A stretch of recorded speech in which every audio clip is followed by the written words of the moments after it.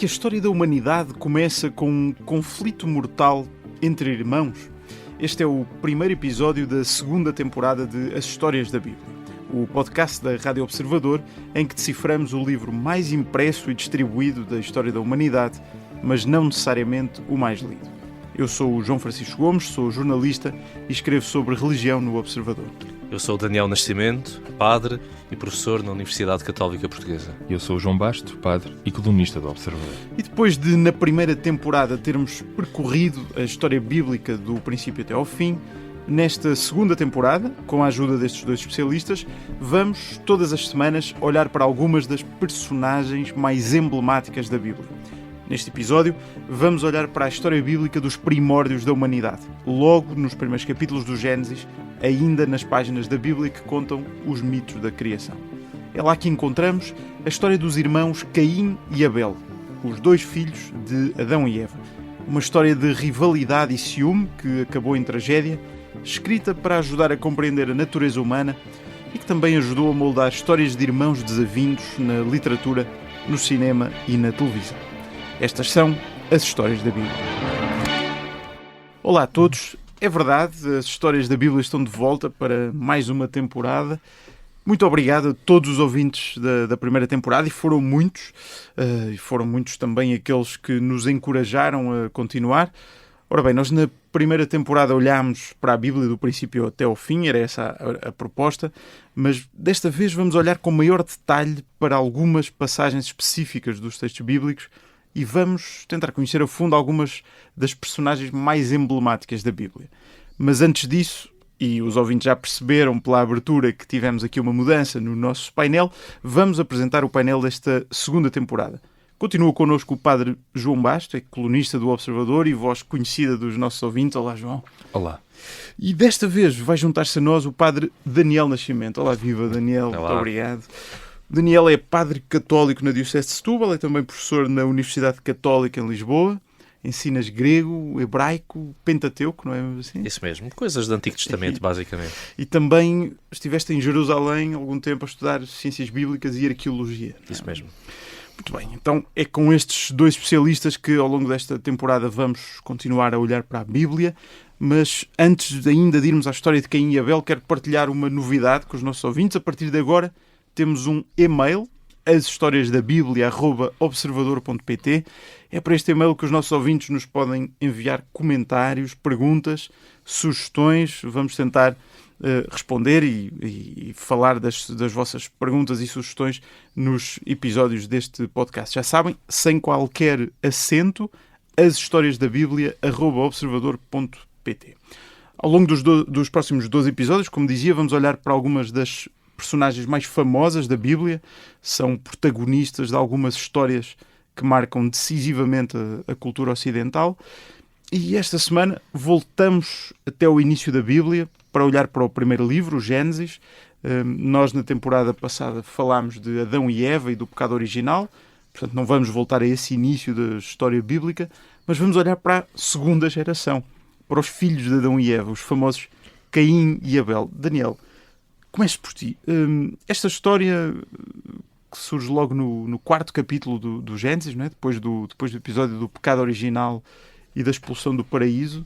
Queres contar-nos rapidamente o que é que acontece aí? Quem são estes dois irmãos? Sim, então, expulsos do paraíso, Adão e Eva, ou melhor dizendo, o homem e a mulher, né? Não vamos esquecer que são personagens representativos da condição humana.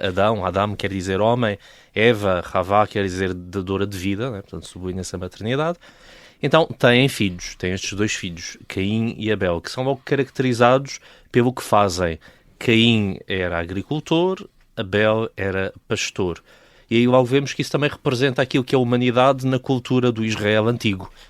Estas duas formas de vida dos agricultores que cuidam a vida de um campo, que produzem fruta, legumes, e o pastor que, de forma mais itinerante, vai passando ali por campos. Portanto, de alguma forma, estes dois irmãos representam estas duas condições básicas de vida e também os conflitos que vão ter. Sim. De facto, aqui vai haver este conflito porque, depois de oferecer um sacrifício, como era habitual nas culturas antigas, esta ideia da ligação com Deus através da oferta de um sacrifício, dos produtos da terra, no caso de Caim, nos produtos dos seus rebanhos, no caso de Abel, o texto diz-nos que Deus olha favoravelmente para Abel e não para Caim.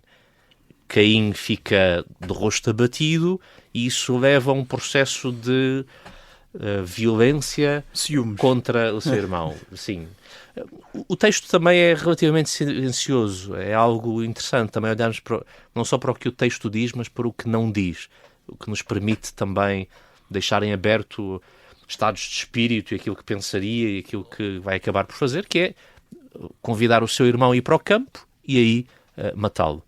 e, portanto, começa... aliás, é um aspecto curioso que estavas a mencionar, é que o texto é realmente muito curto, são meia dúzia de parágrafos, ali é um capítulo, e que, apesar de tudo, acaba por ter uma importância muito grande na nossa cultura, mas é um texto muito, muito curto que apresenta logo Caim e Abel já como adultos, já não sabemos nada sobre a infância, sobre a juventude, são logo o pastor e o agricultor, não é? Depois deste homicídio, João, temos a continuação da história, e há um momento talvez fatal ali na história, que é quando Deus se vira para Caim, já depois da morte de Abel, e lhe pergunta: onde está o teu irmão? E a resposta é logo uma mentira. Se calhar a primeira coisa que gostava de dizer nesta nova temporada é que nós precisamos de reafirmar de novo, nós estamos diante de grande literatura.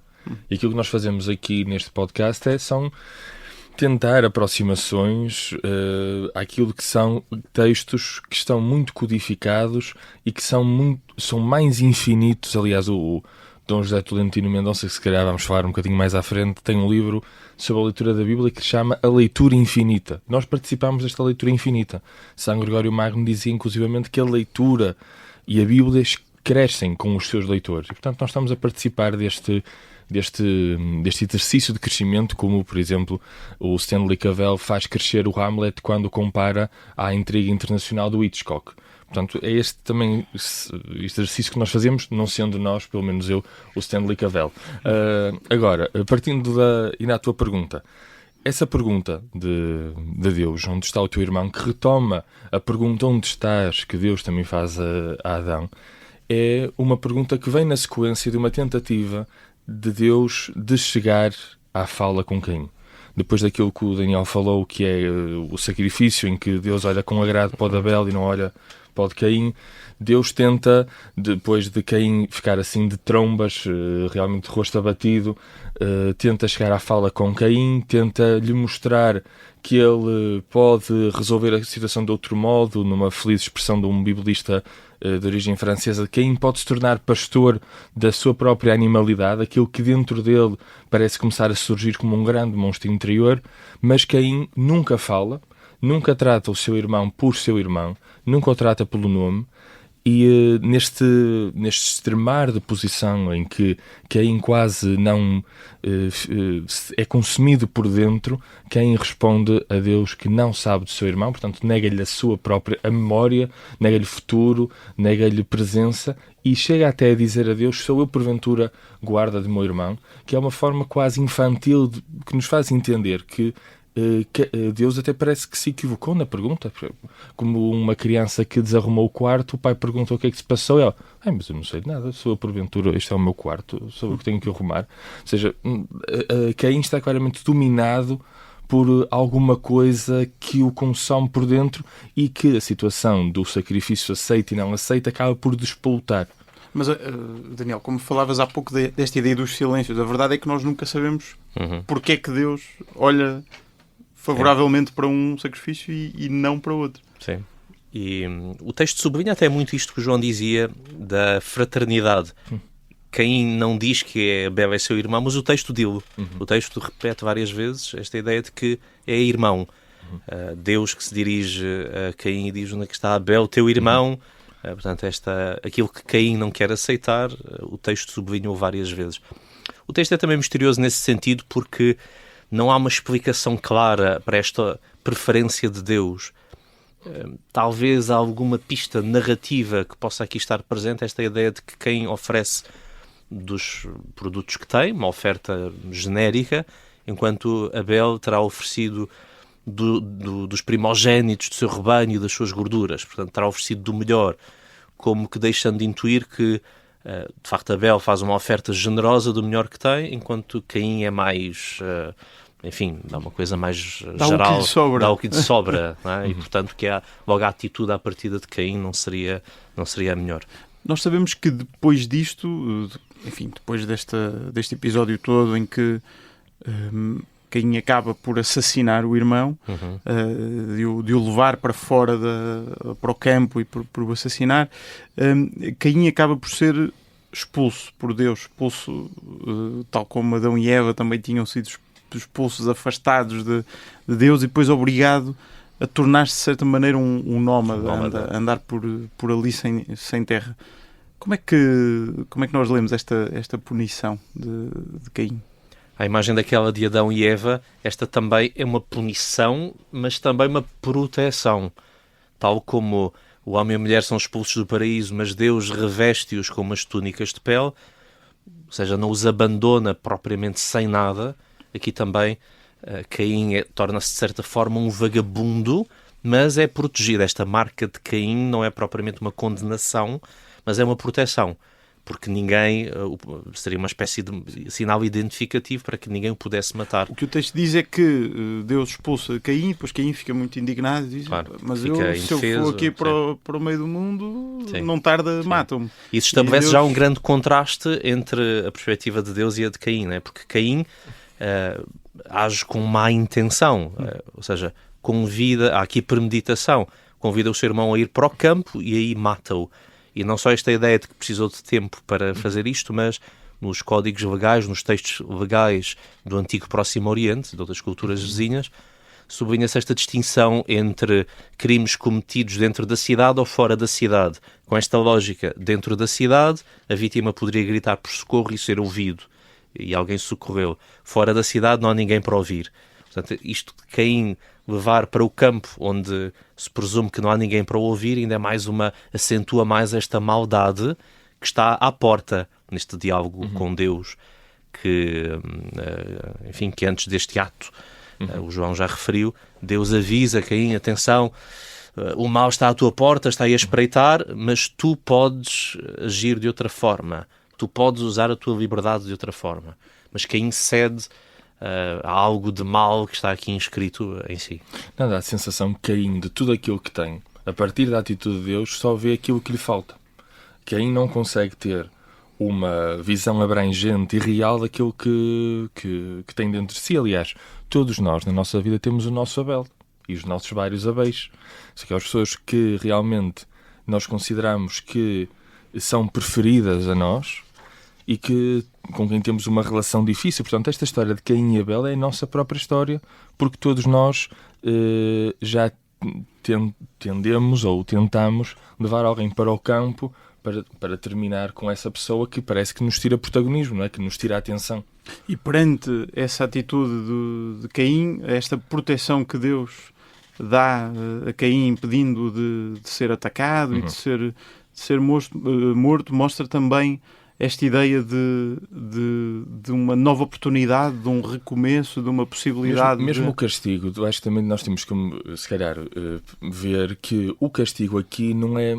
Mais do que um castigo é o chamar à realidade, ou seja, quando se a minha vida é fundamentalmente relacional, se eu mato o meu irmão, eu estou a matar a mim próprio, eu estou-me a tornar vagabundo. E por isso aquilo que Deus faz, até pela questão da esterilidade do solo, não é? Porque Caim, como agricultor, depois vai ter o seu solo tornado improdutivo. Talvez o que o texto nos esteja a dizer é que sempre que eu mato o meu irmão, aquilo que na minha vida pode dar frutos, e sem querer fazer aqui homilias ou coisas muito poéticas, tudo aquilo que pode dar frutos não vai dar frutos. Porque eu, quando mato o meu irmão, se o reconhecimento de mim mesmo não é compatível com o reconhecimento do outro, o meu solo não vai dar frutos, eu não vou produzir nada e a minha vida vai se tornar um castigo e uma maldição. E há aqui esta ironia. Caim diz que não é o guarda do seu irmão, não tem nada a ver com a vida do seu irmão. E vai para o campo para que a voz do irmão não seja ouvida. Mas a voz de Abel é ouvida por Deus, Sim. que ouve a voz do sangue de Abel. E Deus é o guarda de Caim, Deus protege Caim, portanto dá-lhe uma nova oportunidade. E essa imagem literária, não é? De Deus a ouvir o sangue do irmão. Sim, apesar de Abel, e os nomes, como sabemos na Bíblia, dizem também muito do personagem, o nome Abel evoca algo que é efêmero, que não tem consistência, que é como uma neblina que passa, não é? Portanto, a vida de Abel é assim, algo que é frágil, mas que ainda assim, essa fragilidade é escutada, é valorizada por Deus. Muito bem, nós vamos voltar depois de um curtíssimo intervalo para a segunda parte deste episódio das Histórias da Bíblia. Vamos tentar conhecer melhor esta realidade da história entre os dois irmãos Caim e Abel e compreender as implicações deste conflito entre irmãos na história bíblica e também na história da humanidade. Até já.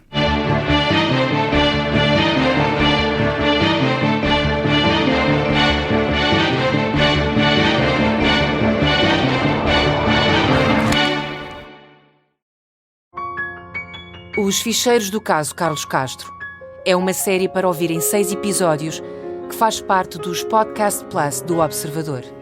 Ele era até medroso. Se alguém o confrontasse, ele não tinha capacidade até física para enfrentar ninguém.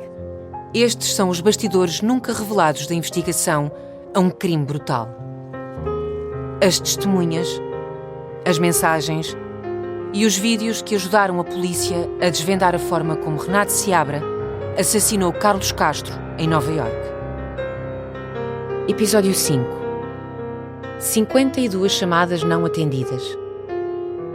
Os Podcast Plus do Observador têm o apoio da Kia.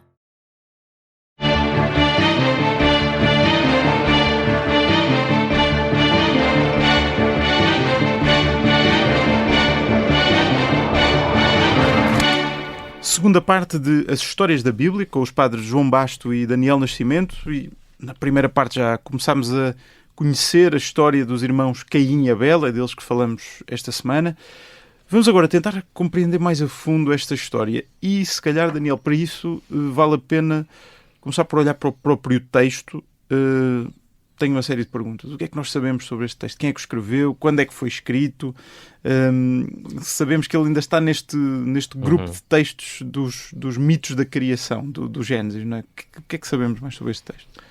Essa é sempre uma pergunta com rasteira para quase todo o Antigo Testamento, no sentido em que é sempre muito difícil dizer quando é que foi escrito, ou quem é que escreveu, ou em que contexto é que surgiram estes textos. Mas, de facto, faz parte de um bloco de Gênesis 1 a 11, estes primeiros 11 capítulos do livro do Gênesis, que nos vão falando da criação, ou seja, os textos de criação, não é só Gênesis 1 a 3, a criação do mundo, Adão e Eva, também isto é criação. Também aqui vamos vendo esta humanidade a ser criada, a crescer e multiplicar-se, a complexificar-se. E, portanto, este grupo de textos, que é o pórtico de entrada na Bíblia, são os primeiros textos, não são, dizem os especialistas, certamente os mais antigos. São fruto de uma reelaboração posterior. Enfim, é difícil dizer exatamente quando, eu diria que será antes do tempo do exílio, que tudo isto vai sendo compilado, também ligando a algumas tradições diferentes. Nos finais do século XIX falava-se muito destas fontes, destas várias fontes que no livro do Gênesis estão muito claramente identificadas, javista, eloísta, sacerdotal, deuteronomista, conforme, digamos, escolas de pensamento, sim. Sim, e este será um texto javista, portanto alguns colocavam isto no tempo mais antigo, no tempo da corte de Salomão, ou pouco tempo depois disso. Atualmente tende-se a colocar isso mais tarde, mas é preciso relembrar que estes são textos que viajam... 1000 anos antes de Cristo. Sim, mas também são textos que viajam um bocadinho no tempo e tradições que vão viajando numa espécie de memória coletiva folclórica e que depois, só numa altura mais posterior, são colocadas em texto. Nós já falámos disso na primeira temporada, que era o facto de nada disto ter nascido do nada. Portanto, há tradições que circulam, não só dentro desta comunidade religiosa, como de outras, com coisas a infectarem-se mutuamente. Portanto, também a ideia de um nascimento de um texto puro também é um bocadinho questionável. E estes textos também, de certa maneira, da criação, procuram criar ou melhor, encontrar um mito fundador que ajude a explicar a realidade. Sim, que os realidade povos já presente, conheciam, não é? Nós temos esta ideia às vezes de de olhar para estes textos e dizer que eles nos dizem o que aconteceu efetivamente no passado,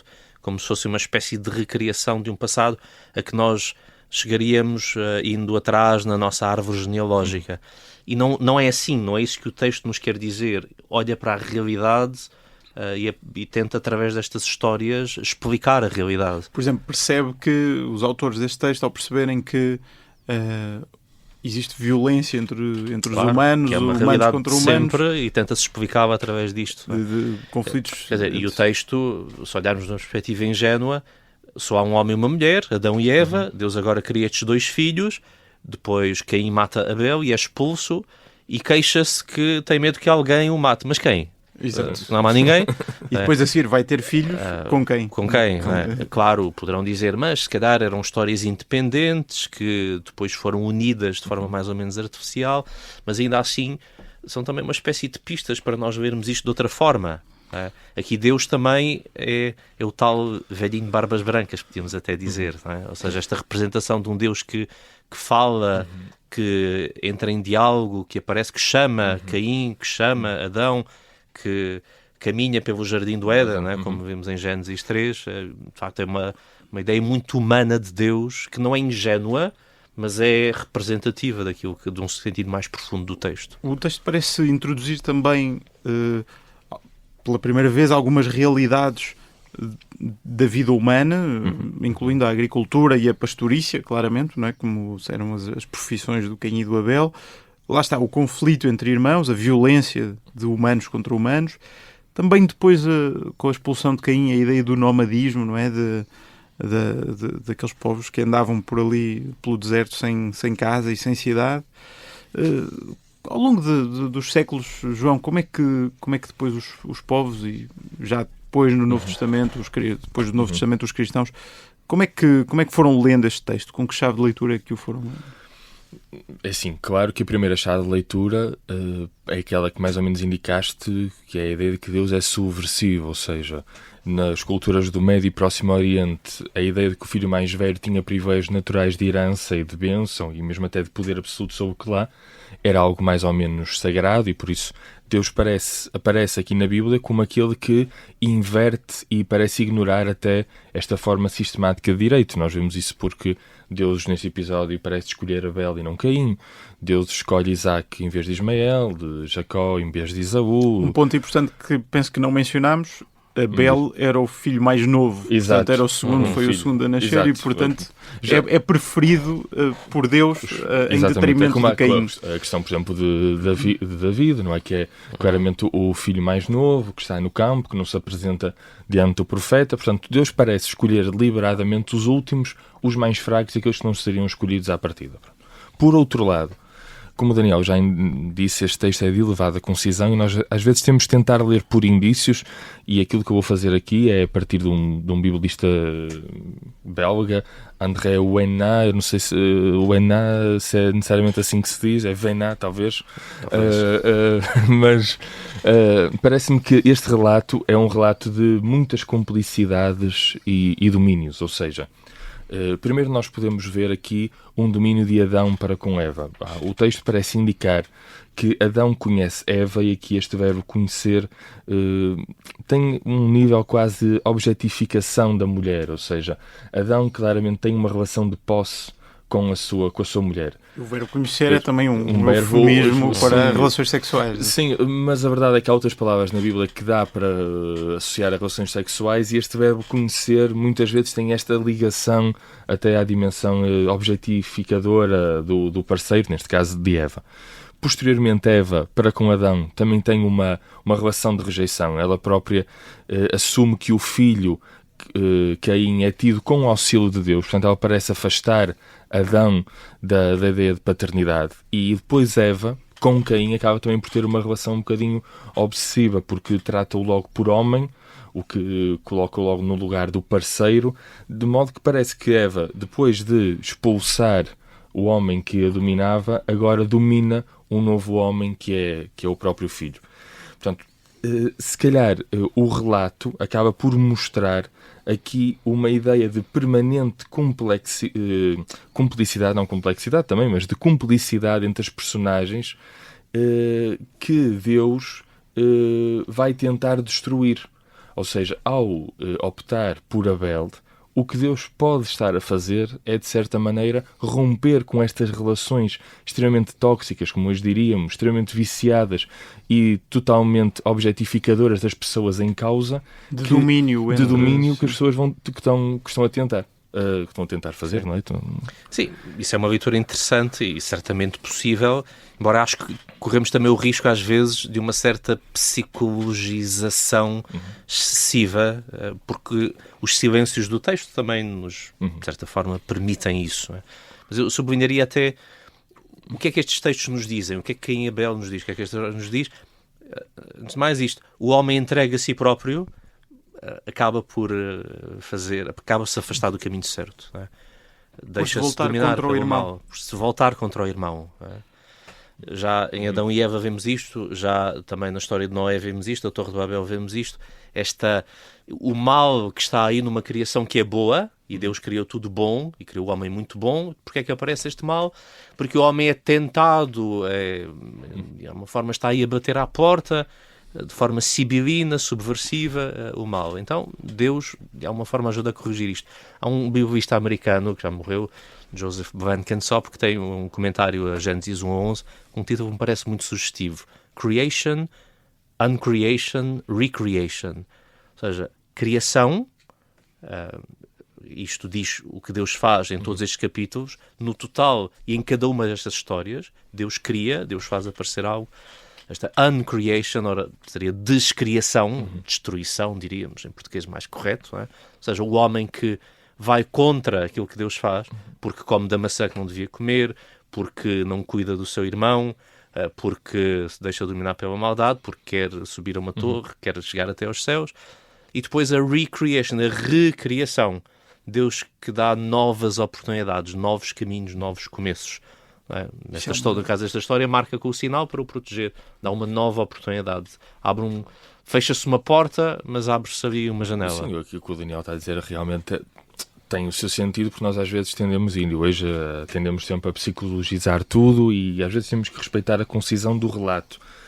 É para aí uma página da Bíblia inteira, uma página ou duas, não é? Quer dizer, nem se calhar talvez não seja uma página A4 se nós metêssemos todos em Times New Roman 12, espaço 1,5. No todo da Bíblia é um texto tão minúsculo, mas que assumiu uma proporção cultural, uma dimensão muito grande. Cultural. Agora, se calhar uma outra coisa, porque na primeira parte disse que isto é a nossa própria história. Eu acho que todos nós temos esta experiência de que, não sei, aqui na Rádio Observadora, no jornal, isso acontece. Nós temos 2 jornalistas, temos um chefe. Quando o chefe pede ao jornalista A para fazer uma coisa, não quer dizer que o outro não seja competente e que até não goste do outro.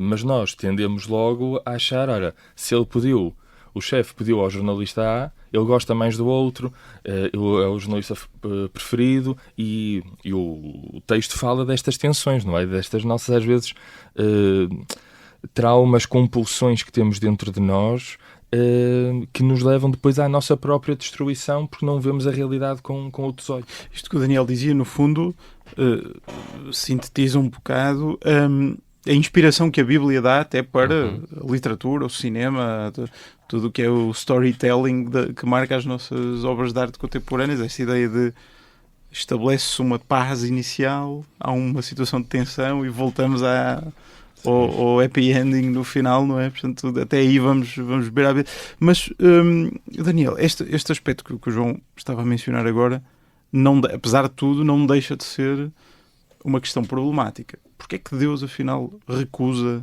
a oferta de Caim? Precisamente porque é literatura, e grande literatura, dizia o João, e bem... temos que recusar também uma leitura imediatista e superficial aqui do texto, ir um bocadinho mais fundo, né? Perceber o que é que está aqui em causa e não ler isto como uma reportagem de um acontecimento de há milhares ou milhões de anos, né? Que há alguma literatura até mais recente, por exemplo, lembrar daquela polémica quando o José Saramago há uns anos publicou o Caim, criticando o Deus que aí está representado, né? Mas acho que temos que olhar de uma forma mais larga para este relato e perceber o que é que está aqui em causa, que é um olhar da condição humana e certamente de uma percepção de Deus que nem sempre é correta. Esta ideia de sacrifícios também é algo que é talvez alheio à nossa sensibilidade humana, religiosa, atual, mas é algo que marca todas as culturas antigas. Esta ideia de um sacrifício, ou seja, de uma oferta a Deus, que no caso da Bíblia tem claramente sempre estas duas dimensões, de partilhar a mesa com a divindade. Eu ofereço uma oferta vegetal, de produtos da terra, ou de cabritos, ou de touros, para partilhar essa comida com Deus, por assim dizer. Ou seja, uma parte do animal é queimada e vai para Deus, outra parte fica com o oferente, outra parte fica com o sacerdote. E também para tentar atrair, de certa forma, a benevolência dessa divindade. E é isso que temos aqui representado. Ou seja, não é justo interpretar isto como a indicação de que Deus aceita o culto de alguns e não aceita tanto o culto de outros. Sim, quer dizer, eu acho que a narrativa mostra-nos isso de Deus a preferir a de Caim. Acho que é mais mas isso é um gatilho narrativo para um outro tipo de para criar discurso. O contexto depois para a transgressão. Ou seja, cá está, às vezes nós nem sabemos se isto até não é um espelho, uma narrativa em espelho, portanto... Estas coisas são mais complexas do que propriamente foi Deus que fez, foi Deus que não sei o quê. O que o Daniel estava a mencionar, aquilo que o Saramago vai dizer é que, no fundo, acusar Deus de ser o autor primordial da injustiça que depois leva à morte de Abel por causa da recusa de... Sim, sobre essa questão de Saramago, eu recomendo sempre uma entrevista, mais que uma entrevista, uma conversa que na altura o José Saramago teve em 2009, foi publicada no Expresso no dia 25 de outubro, entre o Saramago e o então padre Tolentino Mendonça, que é uma conversa muito acesa. A certa altura, acho que o Dom Tolentino quase que perde a paciência e pede diz lá, José Saramago, deixe-me falar, por favor, porque o Saramago estava numa ideia de que a leitura cristã é uma leitura manipulada, que as pessoas não têm liberdade para ler o texto, que isto são textos que justificam a injustiça, e creio que o tempo acabou por mostrar que a posição do Dom José Tolentino, sem ele me ter pago alguma coisa, me ter pedido encomendado algum favor, é claramente a versão mais correta. Ou seja,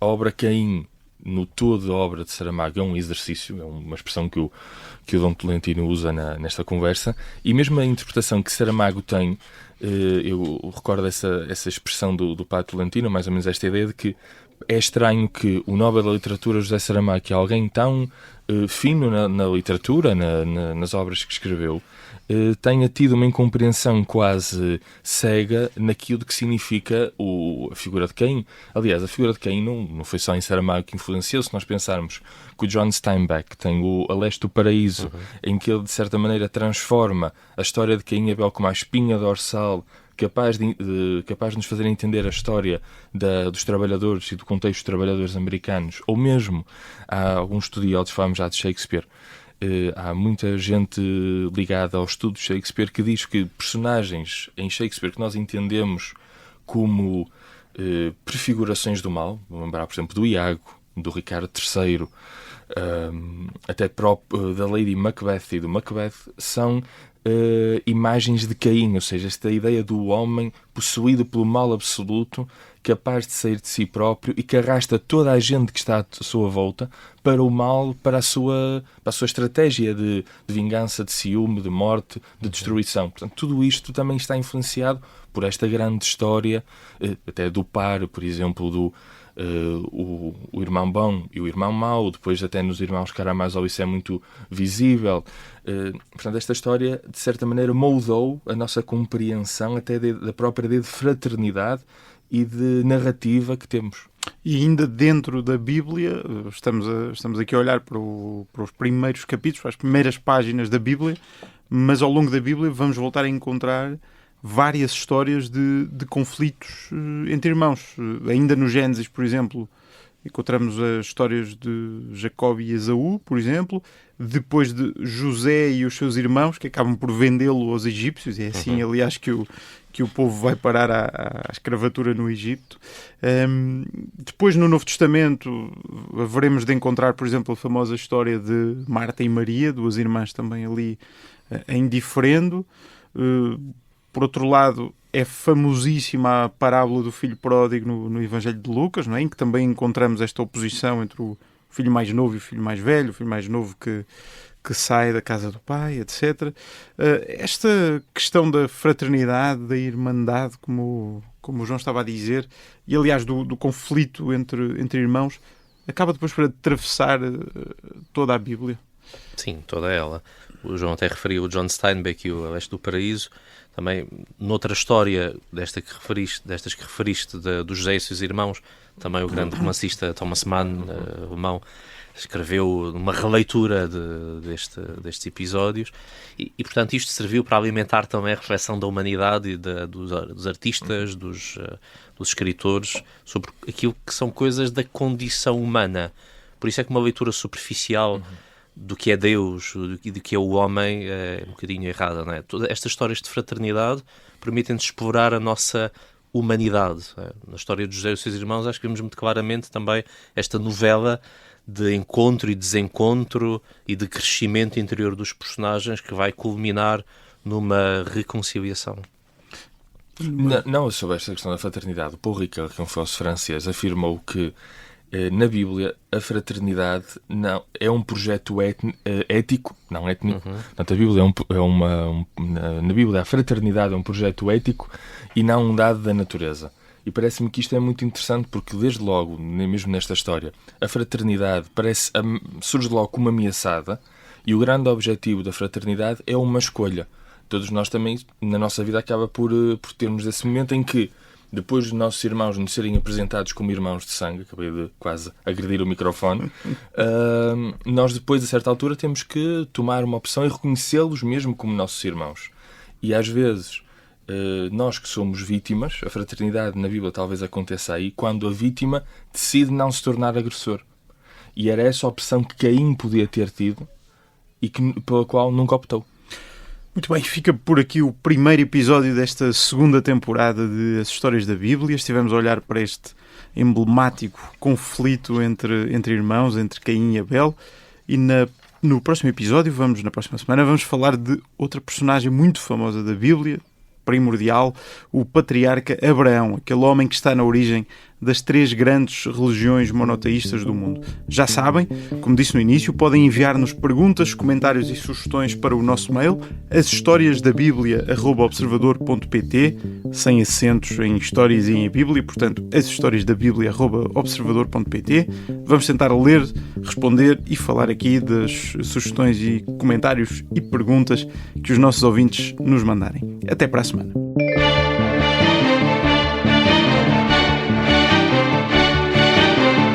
As Histórias da Bíblia é um podcast da Rádio Observador com Daniel Nascimento e João Basto. É apresentado por mim, João Francisco Gomes, e a música do genérico é de Tiago Afonso.